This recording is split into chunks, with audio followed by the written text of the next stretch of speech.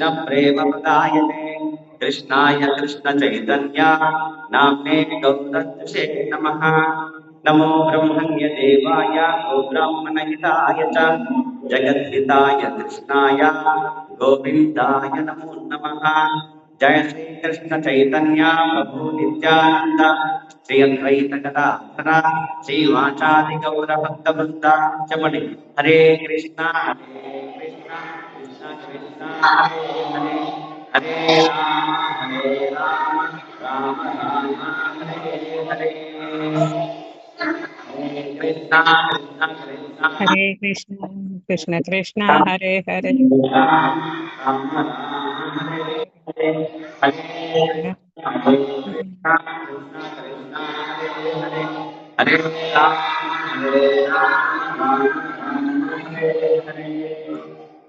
హరే కృష్ణ. ఈనాటి నిత్యం భాగవత సేవయ తరగతికి మరి వైష్ణవులందరికీ స్వాగతం సుస్వాగతం. అర్హత నాకు అవకాశం కల్పించిన పరమ గురువు పరమ పూజ్యశ్రీ జపనక స్వామి గురు మహారాజ్ వారికి మరియు శిక్షా గురువులైన పూజ్యశ్రీ గురు ప్రసాద్ చైతన్య ప్రభు, పూజ్యశ్రీ వైష్ణవ ప్రభు, పూజ్యశ్రీ రఘునందన్ శివ ప్రభు, పూజ్యశ్రీ జయ గోవింద్ ప్రభు అందరికీ ప్రణామాలు. ఈరోజు నిత్యం భగవత్ సేవయ తరగతికి సంబంధించి శ్రీమద్ భాగవతం షష్ఠ స్కందం 6వ స్కందం రెండు అధ్యాయాలు పూర్తయినాయి. ఈరోజు 3వ అధ్యాయము ప్రారంభిస్తున్నాము. 3వ అధ్యాయం పేరు యమరాజు తన దూతలకు ఉపదేశం చేయుట. యమరాజు అంటే యమధర్మరాజు. ఎవరు? యమధర్మరాజు. యమధర్మరాజు తన దూతలు అంటే యమ కింకరులకి ఉపదేశం చేస్తున్నాడు. ఇది ఈనాటి శ్లోకం. ఇప్పుడు నేను చెప్పినట్టు అందరూ చెప్పాల. శ్రీరాజా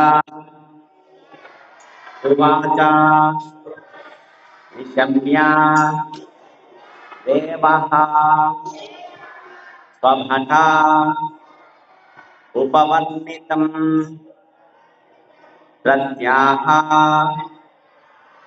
కిం చెప్పాలి. కిం తాన్ అపి ధర్మరాజః ఏవం హత అగ్నః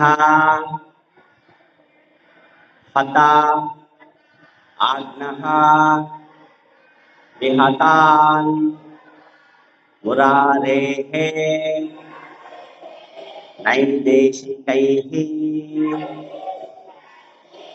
యస్య వశే జననా అయం. శ్రీరాజోవాచ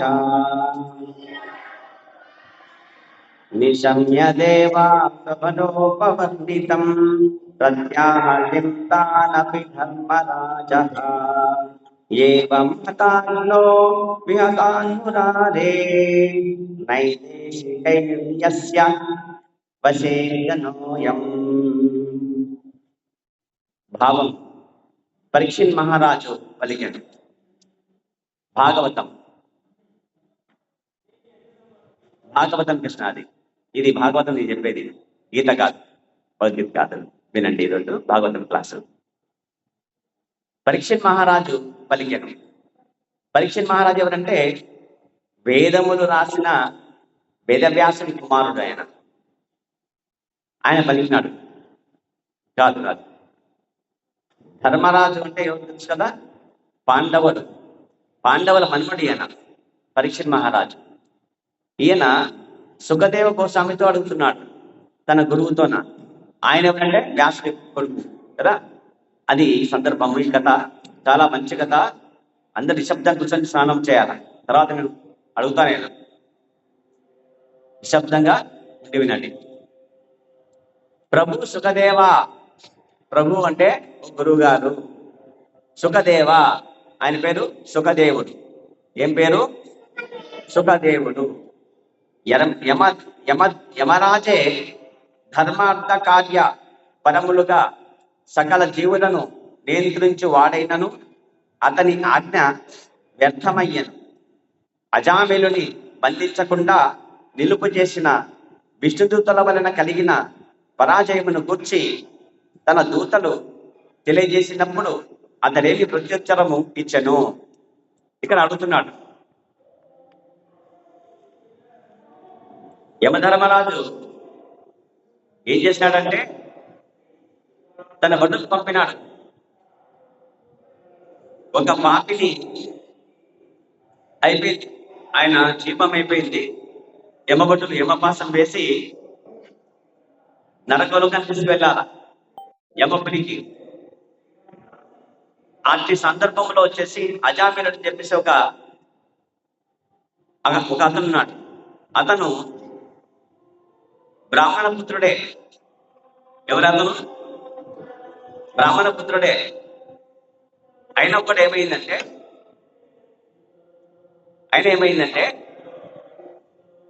పాపం చేసినాడు. ఆయన పుట్టిందేమో బ్రాహ్మణ వంశంలో పుట్టినాడు. ఒక వేశ్యతో కలిసి కాపురం చేసి 10 మంది పిల్లల్ని కన్నాడు. ఎవరితో కలిసి? వేశ్య. భార్య ఉంది, భార్యని తల్లిదండ్రులను వదిలేసినాడు. ఇది అజామిల వృత్తాంతము అని చెప్పేసి భాగవతంలో కథ ఇది. చూడండి, ఇక్కడ యమదూతలు ఏం చేశారంటే యమరాజు చెంతకు వెళ్ళినారు. ఈ అధ్యాయంలో భాగవత ధర్మాన్ని విస్తారంగా వినిపించినాడు. అప్పుడు అడిగాడు, యమధర్మరాజా, మీరు చెప్పినట్టు ఆ పాపికి యమపాశం వేసినాము. వేసే లోపల 9 విష్ణుదూతలు వచ్చారు. ఎవరు? వైకుంఠం నుంచి వచ్చినారు 9 విష్ణుదూతలు వచ్చి అడ్డుపడ్డారు. మాకు ఆగండి, ఇతన్ని మీరు నరకాన్ని పోవడానికి వీల్లేదు అని ఆపినారు. ఎందుకు ఆపినారంటే ప్రాణం విడిచేటప్పుడు ఆ అజామిలుడు అనే పాపి నారాయణ నారాయణ నారాయణ అని గట్టిగా పిలిచినాడు. ఎవరిని పిలిచినాడు? తన కొడుకుని పిలిచినాడు. చిన్న కొడుకు పేరు. 10 మంది పిల్లల్లో చిన్న కొడుకు పేరు నారాయణుడు. ఏం పేరు ఆయన పిల్లడు పేరు? నారాయణ. అందుకే ఆ పిల్లవాడు, చిన్న పిల్లవాడు అంటే తల్లిదండ్రులకి ఎక్కువ ఇష్టం ఉంటుందే ఉండదు చెప్పండి. ఆడపిల్లైనా మగపిల్లైనా చిన్న పిల్లలు అంటే తల్లిదండ్రులకు చాలా ఇష్టం అనమాట. చాలా ప్రేమ ప్రీతి ఉంటుంది వాళ్ళపైన. కాబట్టి నారాయణ రా పడుకుందాం రా, నారాయణ రా పండు కోసం తిందాం రా, నారాయణ రా నీళ్ళు తాగుదాం రా, నారాయణ రా కూర్చుందాం రా అని చెప్పేసి, నారాయణ రా అన్నం తిందాం రా, ప్రసాదం తిందాం రా అని ప్రతి చిన్న మాటికి కొడుకుని పిలిచేసి ఆ చిన్న పిల్లవాడు చేసే ఆ తప్పటడుగులు, ఆ పిల్లవాడు మాట్లాడే మాటలకి ఆనందం చెందేవాడు అనమాట. ఎవరు? తండ్రి అజామిలుడు. కాబట్టి ఆ పిల్లాడంటే ఆ చిలక పలకలు లాంటి కదా, ఆ బుడి నడకలు చూసి ఎంతో మురిసిపోయేవాడు అనమాట. కానీ పూర్వం ఏం చేసినాడు? ఘోరమైన పాపం చేసినాడు. తండ్రి తల్లి బ్రాహ్మణులు యజ్ఞయాగాదులు చేస్తున్నారు. యజ్ఞానికి సమిధలు కావాలా, తర్వాత దర్భలు కావాలా. ఆ దర్భ కోసుకొని రాని పంపించినాడు. ఎవరు? తండ్రి. పంపిస్తే ఈయన వెళ్ళాడు, అడవికి వెళ్ళాడు. వెళ్ళి ఆ దర్భలు కోసుకొని వచ్చేట అడవిలో నా పక్కన చూస్తే ఒక వేశ్య కళ్ళు తాగింది. ఇంకొకడు శూద్రుడు, వాడు కళ్ళు తాగినాడు. ఇద్దరు ఏం చేస్తున్నారు? సంగమిస్తున్నారు. అక్కడ ఏం చేస్తున్నారు? అర్థమైంది కదా?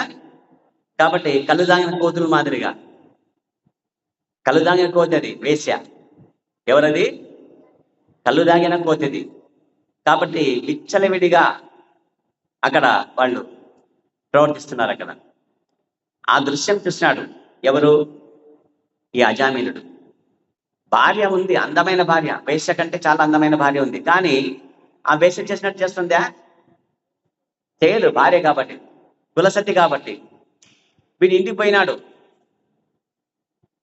పోయి భార్య దగ్గర పడుకున్నాడు, కానీ నిద్ర రావడం లేదు వాడికి. అర్ధరాత్రి లేచినాడు. లేచి ఆ వేశ్య ఇంటికి పోయినాడు. నువ్వు నాకు కావాలి అన్నాడు. ఆమె వేశ్య అయింది. ఏమనిందంటే, ఏ బాపనయ్య, పో, ఇంటికి పో. నువ్వు నాకు పనికిరావు. నువ్వేమన్నా మందు తాగుతావా? నువ్వేమన్నా మాంసం తింటావా? నాకు మాంసం తినేవాళ్ళు కావాలా? మాంసం తెచ్చిచ్చే వాళ్ళు కావాలా? నాకు మందు కావాలా? రోజు నేను మందు తాగుతా. నువ్వు తెస్తావా? తాగుతావో చెప్పు. నాతో పాటు తాగాల. కాబట్టి నువ్వు జపతపాలు చేసుకోవాలి, యజ్ఞయాగాదులు చేసుకోవాలా? నువ్వు పో, పూజలు చేసుకోపో అని చెప్పింది అనమాట. ఏ కృష్ణ, కూర్చో. ఏ లేకూడదు, కూర్చో. ఎవరు లేకూడదు? నేను చెప్పినప్పుడు లేయాలా? నన్ను అడిగి లేయాలి. లేయాలి ఎవరైనా కానీ. ఇక్కడ జాగ్రత్త. బచ్చం వేస్తే లేకపోతే కనుక బచ్చం పడుతుంది ఒక్కొక్కరికి. కిస్సుకంటే చూడు చెప్పిట అయిపోయి నేను మీకు. Be serious. బాగా భాగవత్ కథ చెప్తున్నా, బాగా వినాలి ఇక్కడ. కాబట్టి అజామినుడు ఏం చేసినాడు? ఆ విధంగా వేసి దగ్గర పోయినాడు. సర్లే, నువ్వు చెప్పినట్టు చేస్తాను నేను అన్నాడు. మాంసం తినాలా? తింటాలే. మందు తాగాలా? మద్యం సరే తాగాలా? తాగుతాలే. మరి దొంగతనాలు చేయాలా? చేస్తాను. దోపిడీలు చేయాలా? చేస్తాను. హత్యలు చేయాలా? చేస్తాను. నీకేం కావాలో చేస్తాను పో అని చెప్పినాడు. ఇక మాట ఇచ్చినాడు. అట్లా పాపం చేసినాడు. పాపము వయసు మీరిన తల్లిదండ్రులు ఉన్నారు. కొడుకుగా వాడి ధర్మం ఏమి? తల్లిదండ్రులు చూసుకోవాలి కదా. సంసారం ఉంది, భార్య ఉంది, భార్య చూసుకోవాలి కదా. అవి వదిలేసి పాపం చేస్తున్నాడు. ఇక్కడ 10 మంది పిల్లలు, ఎన్నేళ్ళు సంసారం చేసినాడు ఆమెతో కలిసి? 10 మంది పిల్లలు పుట్టినారు ఆ వేశ్యకి, వీడికి. వీడి సంవత్సరం, వీడి వయసు అప్పుడు 88 సంవత్సరాలు. ఎన్నేళ్ళు? 88 సంవత్సరంలో కూడా భక్తి చేయడం లేదు వాడు. మాయలో పడిపోయి వేశ్య మాయలో పడిపోయినాడు. ఎవడు మాయలో పడినాడు? వాడు వేశ్య మాయలో పడి అన్ని పాపాలు చేసి, హత్యలు కదా, దోపిడీలు, దొంగతనాలు, ఇవన్నీ చేయరాని ప్రతి పాపం చేసేసి ఆ వేశ్యతో 10 మంది పిల్లలు కనేసి చిన్న కొడుకు పేరు నారాయణ పెట్టినందుకు ఆ యమభటులు వచ్చినారు. వాళ్ళని చూసి భయపడి నారాయణ నారాయణ నారాయణ అని అరిచినాడు. ఆలోపు యమపాశం వేసినారు, ప్రాణం తీస్తున్నారు. వెంటనే వైకుంఠం నుంచి 4 వచ్చినారు, విష్ణు పార్షదులు. వాళ్ళు వచ్చి, యమకింకరులు, వీళ్ళు 3 వచ్చినారు. వీళ్ళు యమకింకరులు ఎంతమంది వచ్చినారు? యమభటులు 3 వచ్చినారు. వాళ్ళు 4 వచ్చినారు. వాళ్ళు ఆగండి మీరు అని చెప్పినాడు. వీళ్ళకి యమభటులు అర్థం కాలేదు. ఇప్పుడు యమధర్మరాజు చెప్పినాడు, వాడు పాపి, ఈరోజు చస్తాడాడు, ఈరోజు వాడి చావు ఉంది, ఈరోజు వాడికి ముడింది, కాబట్టి వాడి ఆయువు తీసుకురాపండి అని చెప్పేసి పంపిస్తారనమాట. కూర్చో కృష్ణ, కృష్ణ అడే కూర్చో. ఎవరైతే అడుగుతారో వాళ్ళకి పోసి కూర్చో, అడే కూర్చో, అట్లే కూర్చొని ఇవ్వు. డిస్టర్బ్ చేయదు, మాట్లాడకూడదు, నిశ్శబ్దంగా తాగాల. కొద్దిగా నిశ్శబ్దంగా ఉండండి. బాగా వినాల కథ ఇది. ఈ కథ వింటే మీరు నరకానికి పోరు. మీరు అర్థమైందా? నీళ్లు గీళ్ళు అని తపస్సు తీసుకోవాలి. ఇప్పుడు తపస్సు చేసేవాడు నీళ్ళు తాగుతాడా? అన్నం తింటాడా? మరి అట్లా కూర్చోవాలి మీరు నిశ్శబ్దంగా. తపస్సు ఇప్పుడు గంట వరకు కిసుకని కూడా ఎవరు చెప్పరా? స్వామి పక్కన పెట్టిగా ఆ నీళ్ళు పక్క పెట్టి జారు. కాబట్టి ఆ విధంగా నామోచ్చరణ చేసినందుకే యమభటులకి అడ్డగించినారు నారాయణ భట్టులు, విష్ణు పార్షదులు. నారాయణ పిలిచినాడు కాబట్టి నారాయణ పంపించినాడు వాళ్ళని. కాబట్టి మనం పిల్లలకి ఎటువంటి పేరు పెట్టాలా? పింకీ, కుంకి, కింకి అని కుక్కల పేరు పెట్టాలనా? ఇంగ్లీషులో పెట్టినట్ట. తెలియలేదు మనకి. నాశనం అయిపోతున్నాం మనం. మన పూర్వీకులు ఏం పెట్టారు పేర్లు? అటువంటి పేర్లు పెట్టారా? భగవంతుడి పేరు పెట్టాలా? చనిపోయేటప్పుడు నారాయణ చెప్పినందుకు ఇప్పుడు ఏమైపోయింది? ఈ అజామినుడికి ఏమొచ్చింది? విష్ణులోకానికి పోతాడు ఈయన తర్వాత. ఆ పాపిని వదిలేస్తాడు ఇక్కడే. మరి అక్కడి నుంచి బద్రీనాథ్ పోతాడు. బద్రీనాథ్ దగ్గర పోయి ఆ గంగానది దగ్గర స్నానం చేస్తూ బద్రీనారాయణని సేవించేసి వైకుంఠానికి పోతాడు తర్వాత కొన్నాళ్ళకు. కాబట్టి మన పిల్లలకు భగవంతుడి పేర్లు పెట్టాలి. ఒక పిల్లాడిని పిలిస్తే ఎవరు గుర్తుకు రావాలి? దేవుళ్ళు గుర్తుకు రావాలి. అంతేగాని పనికిరాని చెత్త పేర్లు పెట్టకూడదు. బంటి, తర్వాత ఇంకా ఏమేమి తిక్క పేర్లు పెడతారు, అన్ని పనికిరాని పేర్లు. పాపం అది. అట్లా మీకు పెట్టే హక్కు అధికారం మీకు లేదు. ఈ పిల్లలు మీ పిల్లలా? కాదు. భగవత్ ప్రసాదం. ఆ కృష్ణుడు నీకు బీజం ఇస్తే నువ్వు విత్తినావు. నువ్వు రైతు, నువ్వు అంతే. నీవు కాదు, నీకు శక్తి లేదు నీకు బీజం ఇచ్చే. బీజం నీది కాదది, నువ్వు విత్తినావు అంతే. నువ్వు ఆ బీజం ఎవరిది? కృష్ణుడిది. ఈ పిల్లలు భగవంతుడి యొక్క ప్రసాదం, వరప్రసాదం. వీళ్ళంతా వీళ్ళకు అటువంటి జ్ఞానమే చెప్పాలా. మీరంతా భగవత్ ప్రసాదం, మీరు భగవంతుడి యొక్క ప్రసాదము, మీరు భగవంతుని భక్తులుగానే జీవించాలా, మరణించాలని చెప్పాలా మన పిల్లలకి. ఇది మన ధర్మం. నిజమైన తల్లిదండ్రుల ధర్మం ఏమిటంటే అది. ఏ కృష్ణ,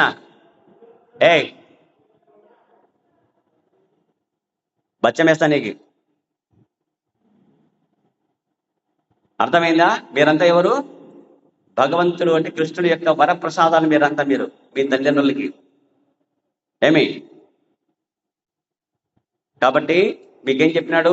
అమ్మ నాన్నకి లేచిన వెంటనే కాళ్ళు మొక్కాల. మీరు రోజు భూమమ్మకి కాళ్ళు మొక్కి అమ్మ నాన్నకి కాళ్ళు మొక్కాల. ఇంట్లో పెద్దలుంటే అవతాతలకు కూడా కాళ్ళు మొక్కాల. బడికి పోయినాక గురువులకి కాళ్ళు మొక్కాల. గుడికి వస్తే దేవుడికి మొక్కాల. ఈ నలుగురికి మొక్కితేనే మీరు మనుషులు. మీరు ఇంతకుముందు చెప్పిన అవసరం నేను అమ్మకు సేవ చేసినవాడు, నాన్నకు సేవ చేసినవాడు, గురువుకు సేవ చేసినవాడు, దేవుడికి సేవ చేసినవాడు. అమ్మ మా అక్షరము, నాన్న నా అక్షరము, మా నా గురువు ఊ అక్షరము, మానవు దేవుడు డు అక్షరము. ఈ మా నా డు అమ్మ నాన్న గురువు దేవుడు చివరి అక్షరాలు తీసుకుంటే మానవుడు అవుతాడు. ఎవరికి? వీళ్ళకి సేవ చేసిన వాడు. చేయని వాడు ఎవరుతాడు? దానవుడు అవుతాడు. అంటే రాక్షసుడు, మనిషి కాదు. మనిషి రూపంలో ఉంటే రాక్షసుడు వాడు. అర్థమైందా? కాబట్టి శ్రీమద్ భాగవతంలో అజామినుడి యొక్క వృత్తాంతం ఇది ఈ విధంగా ఉంది. అప్పుడు వచ్చేసి మీరు వెళ్ళినట్టంట. వెళ్ళిపోయినాక యమపడిని ఏం చేసినారు? మరి యమలో కనిపోయినారు. పోయి, ఓ యమధర్మరాజా, నువ్వే కదా నియామకుడివి. ఈ ప్రపంచంలో ఈ 14 లోకాల్లో ఉండే వాళ్ళంతా ఎవరైతే పాపం చేసే వాళ్ళు చచ్చినాక వాళ్ళని తీసుకొచ్చి శిక్షించే అధికారం నీకే కదా ఉండేది. నువ్వే నియామకుడు కదా. మరి ఎవరు వచ్చినారు? వాళ్ళు 4 ఉన్నారు. మేమైతే నల్లగా ఉండి ఎంతో అందవికారంగా ఉన్నాము. వాళ్ళైతే ఎంతో సుందరంగా, ఎంతో ప్రకాశమైన దేహం ఉండి ఎంతో సుందరంగా ఉన్నారు. వాళ్ళు ఎంతో శక్తి ఉంది వాళ్ళ దగ్గర. ఎంత ఆనందం వేస్తుందంటే వాళ్ళని చూస్తే అంత ఆనందం వేస్తుంది. ఎవరా వాళ్ళు? ఆ 4 పురుషులు, ఆ సత్పురుషులు ఎవరు వాళ్ళు? మరి ఎందుకు మమ్మల్ని అడ్డగించినారు అని చెప్పేసి అడిగినారు అన్నమాట. ఇక్కడ ఇది చూడండి. తర్వాత అర్థమైన కథ ఇది. ఎటువంటి పేర్లు పెట్టాలా మనకు పిల్లలకు? మనము దేవీ దేవతల పేర్లు పెట్టాలా. అమ్మాయిలకైతే దేవి దేవతలు కదా, లక్ష్మీదేవి, పార్వతీదేవి, సరస్వతీదేవి, దుర్గమ్మ కదా, ఇట్లా పేర్లు పెట్టాలంతే. ఇంగ్లీష్ పేర్లు పెట్టుకుంటే నాశనం అయిపోయి నరకానికి పోతారు కృష్ణ. ఎవడే గాని ఇంగ్లీష్ పేరు పెట్టుకుంటే గనక, ఆ అడ్డ పేరు కూడా పెట్టుకుంటే గనక, మరి పేరు పెట్టింటాడు. ఆ పేరు కాకుండా ఏ చిన్ని, ఏ కొన్ని, ఏ కుక్క, ఏ నక్క అని పిలుస్తారు పిల్లల్ని కదా. పింకీ అంట, టామీ అంట, తర్వాత సున్ని అంట, పున్ని అంట. ఏంటివి పేర్లు? ఇవి పెట్టిందేమో మంచి పేరు పెడతారు, దేవతల పేరు పెడతారు. పిలిచిందేమో ఇంటిలోన ముద్దు పేరు. ఎవరు పిలిచిమని చెప్పారు మీకు? ఎవరు నేర్పినారు మీకు అవి? వాడికి జీవితం నాశనం అవుతుంది మీరు చేసేవాడికి. మీకు తెలియదు అది. మీరు పిల్లవాడికి జన్మనామకరణం ప్రకారంగా ఏదైతే తిథి నక్షత్రం ప్రకారం ఏ పేరు ఎత్తుందో ఆ పేరుతో పెట్టి పిలవాలి అంతే. మీరు అడ్డ పేర్లు పిలుచుకుంటే కనుక వాడి జీవితం నాశనం అవుతుంది. మీకు తెలియదు అది. మీరే మీ చేతులా నాశనం చేస్తున్నారు మీ పిల్లలకి. కాబట్టి మీరు కూడా అడ్డ పిల్లలతో పిలిపించుకోవద్దండి మీరు, బడిలో కానీ ఇంట్లో కానీ. అర్థమైందా కృష్ణ? కృష్ణ, లిటిల్ కృష్ణ, అందరికి అర్థమైందా? కాబట్టి అజామిల వృత్తాంతం ప్రకారము ఈరోజు భాగవతంలో చెప్పినట్టుగా మిమ్మల్ని పిలిచేవాళ్ళు ఉద్ధరించబడాలా. నేను మిమ్మల్ని అందరినీ కృష్ణ అని పిలుస్తాను, అవునా కదా? ఎందుకంటే కృష్ణుని యొక్క జ్ఞానం పేరు మనం వ్యాధి చేసుకుంటాం కాబట్టి నాలుక పవిత్రమవుతుంది, నోరు పవిత్రమవుతుంది. అది విన్న చెవులు పవిత్రమవుతాయి. అది విన్నవాళ్ళు, అది పిలిచిన వాళ్ళు, అది పిలిపించుకున్న వాళ్ళు అందరూ పవిత్రమైపోతారు. ఇది ధర్మం అంటే. ఈ విధంగా మనం ధర్మాన్ని నిలబెట్టాలా మనం. అర్థమైందా మీకు? ఇప్పటి నుంచే ఆ విధంగా మనం ఉండాలి. కాబట్టి ఇక్కడ యమధర్మాన్ని చెప్తున్నాడు. యమరాజు సనాతన ధర్మం గురించి, వాటి సారం గురించి చెప్తున్నాడు. కేవలం భగవంతుడు తప్ప వేరెవరను అంటే గృహమగు ధర్మము మానవ సంఘమునకు వసకజాలారు అని చెప్పేసి భగవద్గీతలో అతి రహస్యమైన జ్ఞానం 9వ అధ్యాయం గురించి చెప్తున్నారు కదా. గుహ్యతరమైన ధర్మం ఏదైతే ఉందో అవన్నీ కృష్ణుడు అర్జునుడికి చెప్పాడు అనమాట. కాబట్టి ఆ విధంగా భగవత్కరణ చేతనే అట్టి దివ్య ధర్మ విధానమును విశుద్ధ భక్తులు అవగతం చేసుకుందరు. నాయన, వాళ్ళు మనకంటే ఉన్నతులు, వాళ్ళు నారాయణ యొక్క పార్షదులు. వాళ్ళు నారాయణ అంటే ఎవరు? ఈ మొత్తం సృష్టికి ఆయన నియామకుడు. ఎవరెవరికంటే మొత్తము 12 మంది ఉన్నారు. ఎవరా 12 మంది అంటే వీళ్ళని మహాజనులు అంటారు. ఏమంటారు చెప్పండి? మహాజనులు. ఎవరా 12 మంది మహాజనులు అంటే భగవంతుడి యొక్క ఆజ్ఞను అనుసరించి వాళ్ళు తమ పనులు చేసేవాళ్ళు. ఎవరెవరంటే మొట్టమొదట బ్రహ్మదేవుడు. ఎవరు? బ్రహ్మదేవుడు భగవంతుడు చెప్పినట్టు సృష్టి చేస్తున్నాడు. చేసినాడే చెప్పండి. సృష్టికర్త ఎవరు? బ్రహ్మదేవుడే కదా.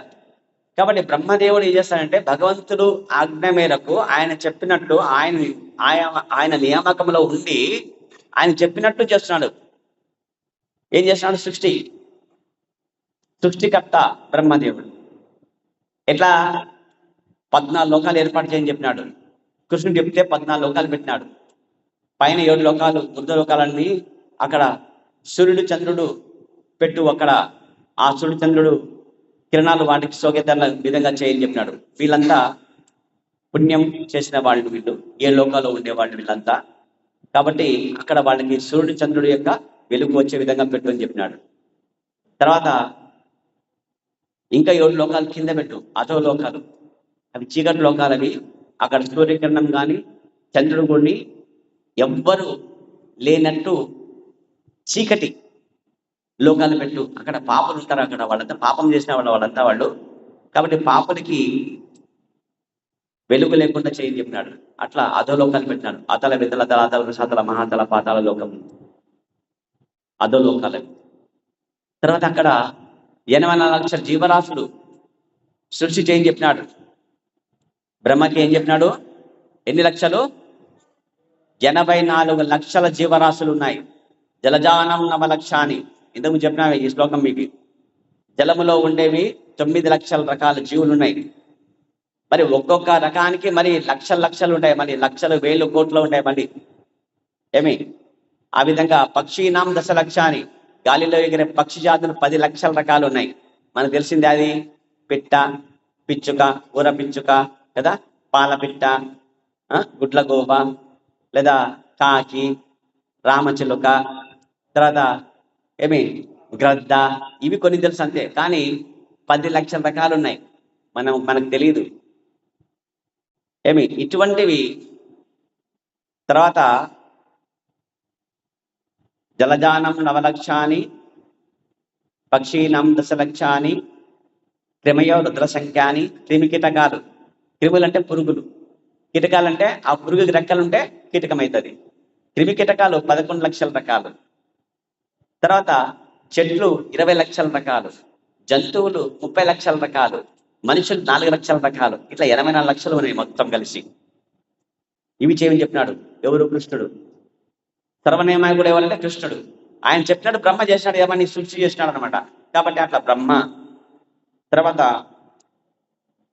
నారదుడు. నారదుడు తెలుసు కదా మీకు, దేవర్షి నారదుడు.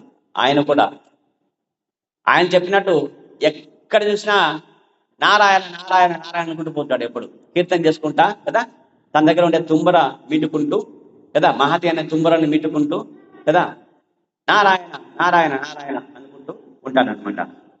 అర్థమైందా? ఇది నారాయణుడు.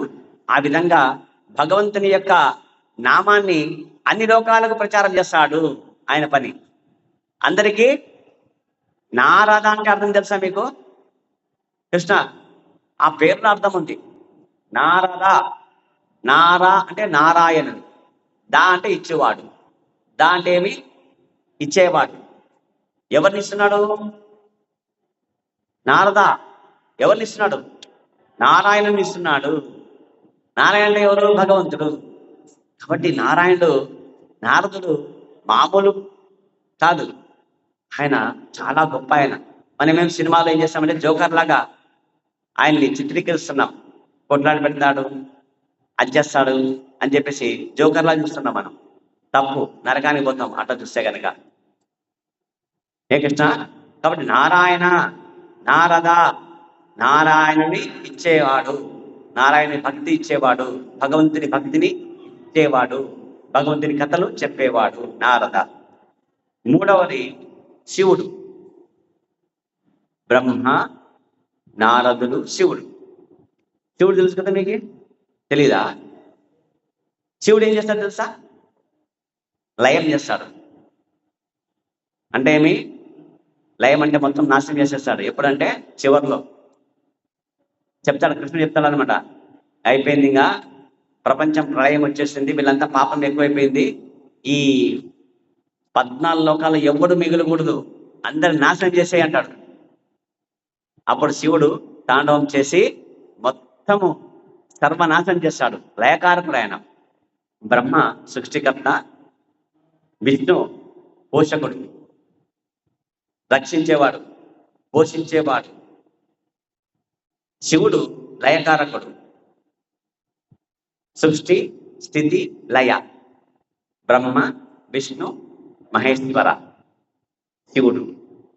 కాబట్టి భగవంతుని ఆజ్ఞ మేరకు మొత్తం నశింపజేస్తాడంతే. మొత్తం జలంలో నింపేసి మొత్తం అందరినీ పడచేస్తాడు శివుడు. లయకారకుడు శివుడు. ఎవరి ఆజ్ఞ మేరకు? కృష్ణుడి యొక్క ఆజ్ఞ మేరకు. కాబట్టి ముగ్గురు. నాలుగు సనకాది నలుగురు కుమారుడు. సనక, సనాతన, సనత్ కుమార, సనందన అని నలుగురు అనమాట. బ్రహ్మదేవుడి యొక్క, బ్రహ్మకు ఏం బ్రహ్మ? మన బ్రహ్మ, మన బ్రహ్మకు ఎన్ని ముఖాలు ఉంటాయి? ఎన్ని ఉంటాయి? చతుర్ముఖ బ్రహ్మ అంటాం. మన బ్రహ్మను ఏమంటాము? చతుర్ముఖ బ్రహ్మ. ఎన్ని ముఖాలు? 4 ముఖాలు. కాబట్టి ఒక్కొక్క ముఖం నుంచి ఒక మానస పుత్రుడు వస్తాడు, వాళ్ళే సనత్ కుమారుడు. అర్థమైందా? ఫస్ట్ బ్రహ్మ, తర్వాత నారద, తర్వాత శివుడు వచ్చేది. ఆ తర్వాత క్రమం నుండి చెప్పేది భాగవతంలో ఉండేది. ఇది బయటవి చెప్పేవి కాదు, కాకమ్మ గోమ కథల మాదిరి కాదు. ఇది భాగవతం. వ్యాసుడు రాసినది ఇది. ఎవరు రాసింది ఇది? వ్యాస భగవానుడు చెప్పింది ఇది. ఇక్కడ నేను చెప్పేది నా సొంత పద్యం కాదు, ఇది నా సొంత రోగం కాదు నేను చెప్పేది. ఇక్కడ 4వ వాళ్ళు ఎవరు? సనత్ కుమార్. నలుగురు. వీళ్ళు కూడా భగవంతుని యొక్క మొత్తం రూపాన్ని, ఆయన యొక్క ఆజ్ఞలను పాటించేవాళ్ళు. వీళ్ళు సనత్ కుమార్. వీళ్ళు మహాజనులు, 4 మొత్తం 12 మందిలో 4 అయినారు. తర్వాత కపిలుడు. కపిలుడు అంటే ఈయన కృష్ణుడి యొక్క అంశ అవతారం, కపిల భగవానుడు అని చెప్పేసి. గర్ధమ ప్రజాపతి దేవాహుతికి 9 మంది ఆడపిల్లల తర్వాత 10వ పిల్లాడు కొడుకుగా పుడతాడు. ఈయనే విష్ణు యొక్క అంశ, కృష్ణుడి యొక్క అంశ ఈయన. కపిల గీత అని చెప్పి సాంఖ్యశాస్త్రం బోధిస్తారనమాట. అమ్మా ఇదంతా మాయ, మనమంతా ఎవరిని నమ్ముకోవాలి? భగవంతుని నమ్ముకోవాలి, ఆయన భక్తులు కావాలి, అదే మనం చేయాల్సినది. మన ధర్మము దేహంతో ఉన్నప్పుడు దేహ బంధువులని సేవ చేస్తూ అమ్మ నాన్న గురువు దేవుడు వీళ్ళగురిని మనము ఖచ్చితంగా సేవ చేయాలి, మన ధర్మము అని ఇవన్నీ కపిల గీత అని చెప్పి చెప్తాడు అనమాట ఆయన, కపిల భగవానుడు. తర్వాత మనువు అంటే మమ్మల్ని ఏమంటారు చెప్పండి? మనమంతా మానవులా కాదా? మనమంతా మానవులు కదా. మరి మానవులు అనే పేరు ఎట్లా వచ్చింది మనకు తెలుసా మీకు? ఎందుకు మమ్మల్ని మానవులు అంటాము చెప్పు. మన మానవులని ఎందుకంటాం మనం అంటే, మొట్టమొదట బ్రహ్మ పుట్టినప్పుడు ఆయన ప్రజోత్పత్తి చేయాలనుకున్నాడు. అంటే సృష్టి విస్తరణ చేయాలి కదా. సృష్టి విస్తరణ చేయాలని చెప్పేసి సనత్ కుమార్ ఫస్ట్ సృష్టి చేసినాడు. చేసి మీరు తపస్సు చేసుకురాపండి అని చెప్పినాడు. సరే తపస్సు చేసుకొని పోయినారు. తపస్సు చేసుకొని వచ్చినాక వాళ్ళ జ్ఞానం వచ్చేసి పెరగకుండా 5 ఏళ్ల పిల్లడుగా ఉండిపోయినారు. బ్రహ్మ ఏమనుకున్నాడు? వీళ్ళకి పెళ్లి చేసి ప్రజోత్పత్తి చేస్తామనుకున్నాడు. కానీ వాళ్ళు ఒప్పుకోలేదు. ఈ భవబంధంలో చిక్కుకొని ఈ మాయలో పడేసి మేము సంసార లంపటంలో మునిగిపోతే గనక మేము ముక్తి పొందలేము, మేము ఎప్పుడు భగవంతుడి ధ్యానంలో ఉంటామని చెప్పినారు వాళ్ళు. అప్పుడు కోపం వచ్చింది. ఆ కోపం వచ్చినప్పుడే భృగుడి నుంచి కింద పడినాడు రుద్రుడు, అతనే శివుడు. ఆ విధంగా ఇక్కడ తర్వాత ఒక మనువు వచ్చినాడు, ఆయన పేరు స్వయంభవ మనువు. ఆయన తర్వాత శతరూపాదేవి, వీళ్ళిద్దరు అనమాట. ఆమె స్త్రీ. అప్పుడు పురుషుడు స్త్రీ ఇద్దరికి ఆ విధంగా సంతానోత్పత్తి కలిగే విధంగా మొట్టమొదటి మానవుడు ఆయన. మనువు అంటాం, మనువులు, మన్వంతరములు, స్వయంభవ మనువు. ఇప్పుడు మన మనవు పేరే పేరు తెలుసా? మనం ఏ మన్వంతరంలో ఉన్నాం? మనం చెప్పండి. వైవస్వత మన్వంతరే కదా. ఎవరు? వైవస్వతుడు మన మనువు పేరు. ఇతను 7వ మనువు. మొత్తం 1400 మనువులు ఉంటారు. నేను చెప్పిన ఫస్ట్ మనువు పేరు స్వయంభవ మనువు. ఆ విధంగా తర్వాత ఇంతకు ముందు ఉండే మనువు 6వ మనువు పేరు ఏం పేరు? చాక్షుష మన్వంతరం. ఇది వైవస్వత మన్వంతర కాలంలో ఉన్న మనమంతా ఇప్పుడు మనమంతా. కాబట్టి మనువులు, అందుకే మానవులు అంటాం మనం మళ్ళీ. కాబట్టి మనువు స్వయంభవ మనువు. తర్వాత ప్రహ్లాదుడు తెలుసు కదా మీకు? ప్రహ్లాదుడు, భక్త ప్రహ్లాదు, నరసింహస్వామి. తవకర కమల వరే నఖ అద్భుత శృంగా దళిత హిరణ్య కశిపో తనువృంగా కేశవద్రీత నరహరే రూప జై జగదీశ హరే జై జగదీశ హరే జై జగదీశ హరే. హిరణ్యకశిపుడు, నేనే ఈ 14 లోకానికి అధికారిని, అందరు నన్నే పూజించాలా, నా పేరునే యజ్ఞం చేయాలని చెప్పినాడు. అటువంటి వాణ్ణి ఆకాశం మీద ఎత్తుంటాడు వాడు. ఎవరు? హిరణ్యకశిపుడు. అటువంటి వాణ్ణి ఏం చేసినాడు? నరసింహదేవుడుగా కృష్ణుడికి కోపం వచ్చినప్పుడు నరసింహదేవుడు అవతారంగా తీసుకొని ఒక పురుగు నలిపినాడు వాడిని. ఎట్లా? పురుగుని పట్టుకొని మనం ఎట్లా నలిపేస్తాం కదా, దాని కాళ్ళు, దాని రెక్కలు కదా, దాని ముక్కు, దాని మొంటె పెట్టదే పీకి పారేస్తామంట. పీకి పారేస్తాడు, పీసులు చేస్తాడు వాడిని. నరసింహస్వామిగా వచ్చి కృష్ణుడు కోపం వచ్చినప్పుడు అట్లా అవుతాడంతే. నరసింహస్వామి అవుతాడు ఆయన. శాంతంగా ఉన్నప్పుడు కృష్ణుడుగా ఉంటాడు, చల్లగా నవ్వుతూ ఆనందంగా ఎంతో ఆకర్షణగా ఉంటాడు ఆయన. కాబట్టి ఆ విధంగా ప్రహ్లాదు. జనకుడు ఎవరు? జనకుడు అంటే రాముడి మామ పేరేం పరమ? శ్రీరాముడి మామ పేరేం పేరు? జనక మహారాజు, జనకుడు. జానకి సీతమ్మ పేరు. సీతారాముడు ఆయన కూడా మహాజనుడు, జనకుడు. ఆయన రాజర్షి, ఆయన రాజుగా ఉంటాడు, మరి ఋషిగా అన్ని యజ్ఞయాగాలు చేస్తుంటాడు, తప్పుడు జపతపాలు చేస్తుంటాడు ఆయన, జనకుడు. ఆ తర్వాత భీష్ముడు. ఎవరు భీష్ముడు? కృష్ణ. భీష్ముడు ఎవరు తెలుసా మీకు? భీష్ముడు భీష్మ భీష్మ పితామహుడు. ఎవరు? ఎవరికి పితామహుడు? పాండవులకి, కౌరవ పాండవులకి పితామహుడు భీష్ముడు. ఆయన కూడా మహాజనుడే. అందుకే ఆయన కృష్ణుడు వచ్చినప్పుడు ఆయన అంపసైపోయినాడు. చివరి కాలంలో వచ్చేసి ఆ రోజు ఏకాదశి, ఆ రోజు పోతాడు అనమాట. కృష్ణుడు పోతాడు. కృష్ణుడు చెప్తాడు, ధర్మరాజా, మీ తాత భీష్ముడు గొప్ప రాజనీతి శాస్త్రం తెలిసినవాడు. ఆయన దగ్గర పోయి రాజనీతి శాస్త్రం తెలుసుకుని నువ్వు వెళ్ళు అంటాడు అనమాట. అప్పుడు అందరు పాండవులతో వస్తారనమాట. అప్పుడు అర్జునుడు బాణం వేస్తే నీళ్లు కావాలని ఆయన అంటాడు. మామూలు నీళ్ళు తాగాలని అంటాడు.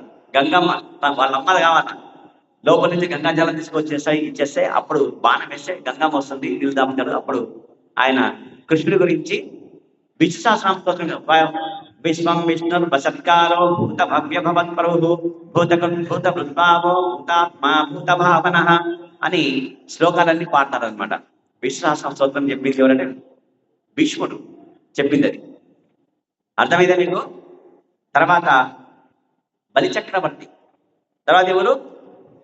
బలి. ఎవరు బలి చక్రవర్తి? ప్రహ్లాదుడి మనుమడే. ప్రహ్లాదుడు, భక్త ప్రహ్లాదుడు ఉన్నారా, నరసింహస్వామి భక్తుడు, ఆయన మనుమడే. ఏమైంది తెలుసా? ఎంతో శక్తివంతుడైనాడు, భక్తుడే. ఏ కృష్ణ. వాళ్ళ గురువు ఉన్నాడు. ఎవరు వాళ్ళ గురువు? రాక్షసుల గురువు ఎవరు? శుక్రాచార్యుడు. శుక్రాచార్యుడు చెప్పినంటే శక్తివంతుని చేసి, ఏ బలి చక్రవర్తి, నీవు స్వర్గం పైన ఆక్రమించు, ఇంద్రుని ఓడించన్నాడు. యుద్ధంలో ఓడించేసినాడు. స్వర్గాధిపత్యం, స్వర్గరాజు అయినాడు. అప్పుడు ఈమె ఏడ్చింది, దేవతల తల్లి, నా కొడుకులు ధర్మాత్ములు, వాళ్ళు రాక్షసులు, దుర్మార్గులు. ఏమి కొద్దిగా భక్తి చేసి వాళ్ళు వచ్చి నా కొడుకు యొక్క రాజ్యం ఆక్రమించుకున్నారు. ఏమి అమరావతిని లాక్కున్నారు నా కొడుకు నుంచి, దేవేంద్రుడి నుంచి, ఇంద్రుడి నుంచి అని చెప్పి ఏడుస్తుంది. అప్పుడు నువ్వు పుంసవన వ్రతం చేయని చెప్తాడు అనమాట. అప్పుడు కృష్ణుడే వస్తాడు, వామన అవతారం. ఎవరు? వామనుడు వచ్చి బలిచక్రం దగ్గర యజ్ఞం చేస్తుంటాడు. 3 అడుగులు భూమి కావాలి నాకు అంటాడు. ఎన్ని అడుగులు భూమి? చిన్న పిల్లాడు ఇంతే ఉంటాడు, 3 అడుగులు ఎత్తుంటాడు అంతే. అంటే బలిచక్రవర్తి అంటాడు, నేను ప్రపంచానికి మొత్తం 14 లోకాలకి రాజు నేను, నువ్వు నాకు చిన్న కోరిక అడుగుతున్నావు కదా, చిన్న పిల్లడు నువ్వు, నీకేం తెలియదు. ఓ మీ అమ్మ దగ్గరికి పోయి ఇంకా దీన్ని పెద్దది కోరు, పెద్ద వరం కావాలి ఇస్తా నేను, ఏం కాదు పెద్ద దానం ఇస్తా నేను, పెద్ద దానం ఏది చెప్పు అంటే, ఏమొద్దు నాకు 3 అడుగులు అంటాడు. సరే అని చెప్పేసి ఇస్తానని చెప్పేసి ఆచరణ చేసినాక పెరుగుతాడు. పొట్టిగా ఉండే 3 అడుగుల పిల్లోడు ఏమవుతాడు? ఆకాశం ఎంత ఎత్తు శరీరం పెరుగుతుంది, వామనం ఉంటారు. అప్పుడు 1 అడుగు భూమి, 1 అడుగు ఆకాశం, ఇంకో అడుగు ఎక్కడ పెట్టాలని చెప్పు అంటాడు. నా తలపైన పెట్టిన ఆయన అంటాడు. ఇప్పటికీ పాతాళంలో ఉన్నాడు ఆయన, సుతల లోకంలో ఉన్నాడు. అక్కడ కృష్ణుడు గేట్ వాచ్మెన్ గా పనిచేస్తున్నాడు. ఆయనకి ఆ లోకంలో ఉంది, రక్షిస్తున్నాడు. అక్కడ దొక్కింది అతనే, రక్షించేది కూడా అతనే, బలి చక్రవర్తి. ఆయన మహాజనుడు. ఆ తర్వాత సుఖదేవ గోస్వామి. ఇప్పుడు ఈ భాగవతం చెప్పింది ఎవరు? పరీక్షిత్ మహారాజుకు సుఖదేవ గోస్వామి. ఆయన కూడా మహాజనుడే. ఆ తర్వాత ఆయన కొడుకు, ఆయన సుఖదేవ గోస్వామి. తర్వాత నేను. ఎవరు ఇక్కడ నేనంటే? ఇదంతా ఎవరు చెప్తున్నారు? యమధర్మరాజు కూడా. యమధర్మరాజు కూడా మహాజనుడే. 12 మంది మహాజనులు ఇవి. బాగా గుర్తుపెట్టుకోవాలి మీరందరూ ఇవి. ఏమి ఇప్పుడు కాకమ్మ గోమ కథ కాదు ఇది. కృష్ణ, ఈ చెవి విని ఈ చెవిలో బయటికి వదిలేసేకి భాగవతం ఇది, భాగవత ధర్మం ఇది. బాగా గుర్తుపెట్టుకోవాలి. అర్థమైంది అందరికీ? ఈ విధంగా ఈ 12 జనులు ఎవరైతే ఉన్నారో మహాజనులు అంటారు. వీళ్ళు భగవంతుడు చెప్పినట్లు వాళ్ళు ఆయన యొక్క పరిపాలనలో వీళ్ళు పరిపాలన చేస్తూ ఉంటారు. ఈ 14 లోకాలకు వీళ్ళంతా రక్షకులు, పాలకులు. హరే కృష్ణ. అర్థమైంది కృష్ణ? అర్థమైందా కదా? ఇంకా